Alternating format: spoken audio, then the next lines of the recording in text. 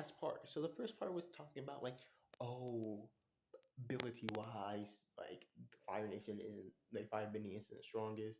The second part was like peaks wise, and like when they get the strongest, they're not the strongest, and they're happening less often. And lastly, I want to talk about military might.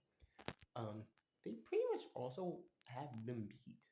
Um, so here's some points to get forget that.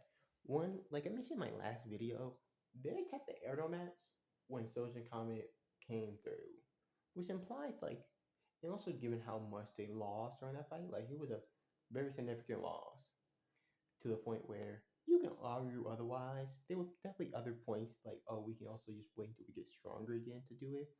Like there are other points you can make, but there's also a good argument you can make that like they kind of had to wait until the second Soldier comment. Otherwise, they might have lost the war. Um, but that's besides the point. But they had to wait until the Soldier comment to fight them. So Aaron Match probably has stronger military, even though they don't even have a military. They're just better like fighting powers, right? And they're peaceful. Then you have Earth Nation.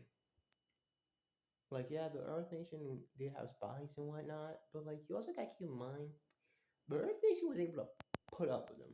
Like even when the Chosen Comet was coming near them, they were still like throwing hands with the Fire Nation to the point where they were planning to attack the Earth Nation during Sojin Comet. So you have two nations right there that they were like, we have to wait until the comet comes and then we could do it. So like at least two of them are stronger, which just leaves Water Nation. And I will say, admittedly, especially during Avatar Aang time, they probably are the weakest when it comes to military might. Until you realize that, like, it took an entire fleet to attack the, I think, Northern Warren tribe during a new moon. So, they have to wait to. And also, you got to keep in mind, Sojin Comet is getting closer. So, throughout the series, the firebenders are actually getting stronger and stronger because of the fact that, like, the meteor is coming closer and closer.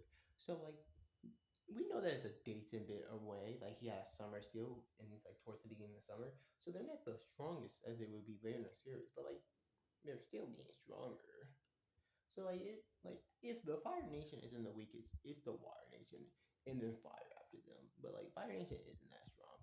They do have like machines and whatnot, but like if you just look at the effort it took, it's like no, it's heavily applied to the Fire Nation aren't the strongest.